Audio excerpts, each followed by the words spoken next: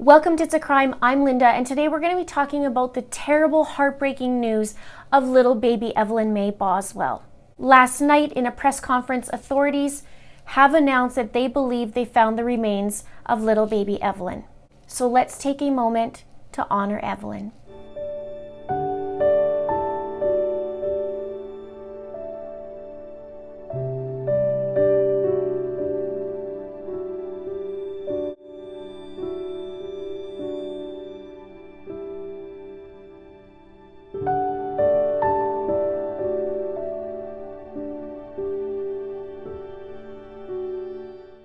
She had a full life ahead of her that's now been taken away.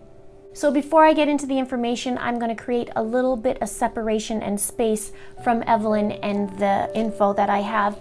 And I'm going to ask you to please subscribe if you haven't done so already and click that notification bell so you can be notified of my next upcoming videos, because there is going to be a lot of them. Don't forget to like this video and also show your support and justice for Evelyn.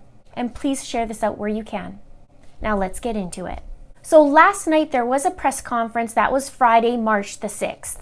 And the Tennessee Bureau of Investigation and the Sullivan County Sheriff's Office said that they believed they found the remains of Evelyn. And in the conference they said that they received information that led to finding who they believed to be Evelyn.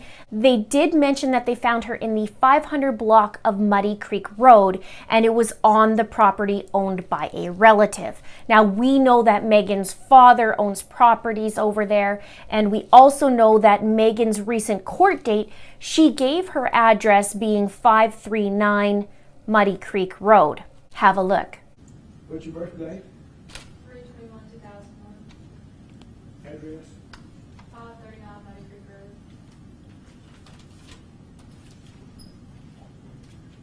Now, authorities did say that they are waiting on an autopsy and for positive identification.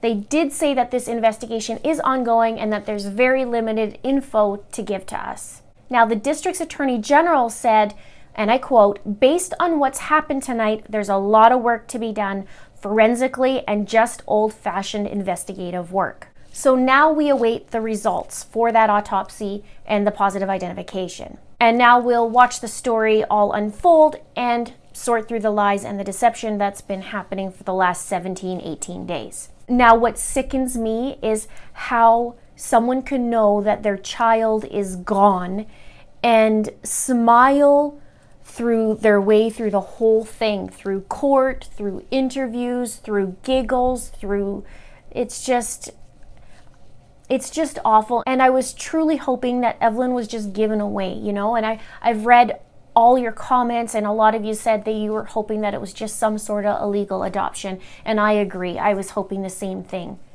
Now, as far as the basis of what we've been seeing, we see that Maggie has sent the authorities on a wild goose chase this whole time. We know that she lied at every opportunity, and the authorities said that every time they talked to her, it was a different story. She smiled and giggled through her interviews, and now she's sitting in jail because of her lies. Now, what helped her get into jail is that she said that Evelyn was being taken care of by Ethan. And when the authorities went to go check on that fact or not fact, they found that Ethan was actively enlisted in the United States Army, and he's currently stationed in Fort Polk, Louisiana. Therefore, it was making it impossible for him to have Evelyn. So that is a blessing in disguise, because that prompted the arrest for her for making the false report. Now, if we take a brief look at Megan's boyfriend, Hunter, who owns Hunter T's Chicken Shack, he said to the reporters that, "I've never seen the baby in my life. All I've seen is pictures of her. I have no relationship with that child whatsoever.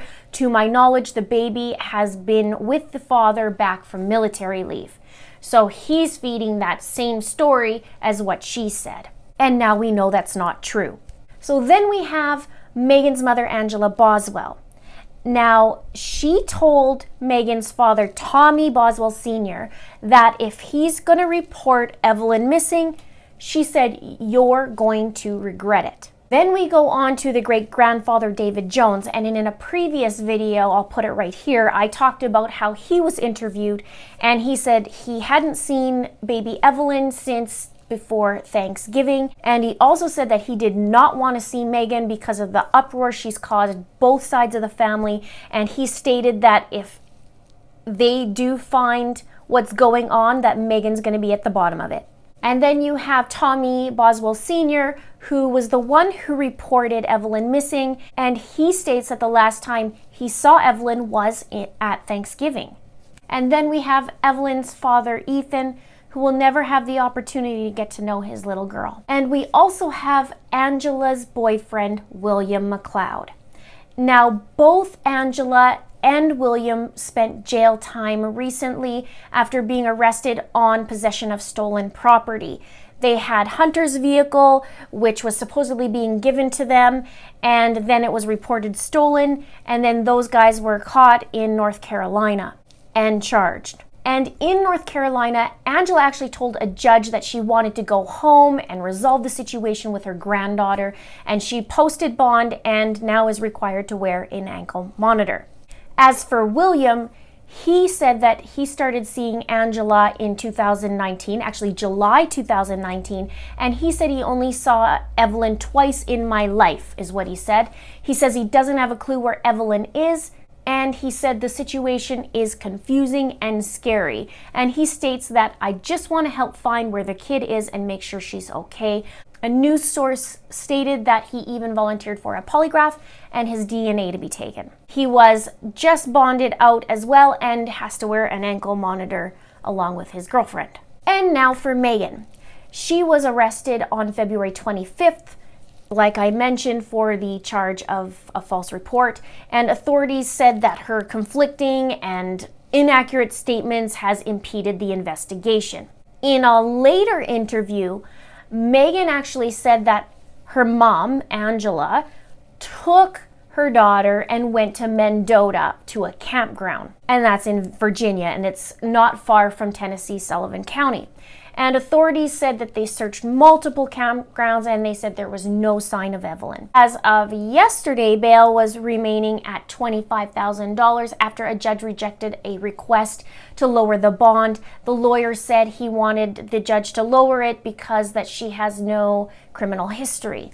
Now, investigators and the TBI believed that both Megan and her mom, Angela, has known of Evelyn's whereabouts. So now we'll see what unfolds and leads to exactly what happened, because we know we're not going to get the truth out of Megan.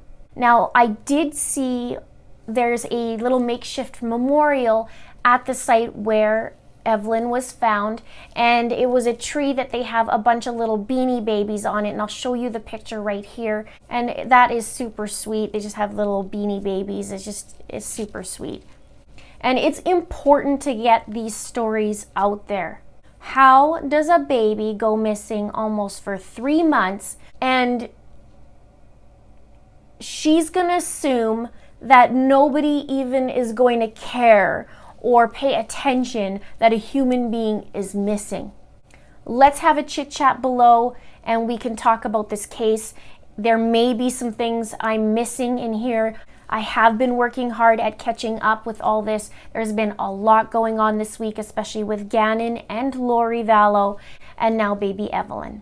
So let's have a chit chat below. Don't forget to subscribe, don't forget to like, and don't forget to share. Thank you so much for watching. See you soon.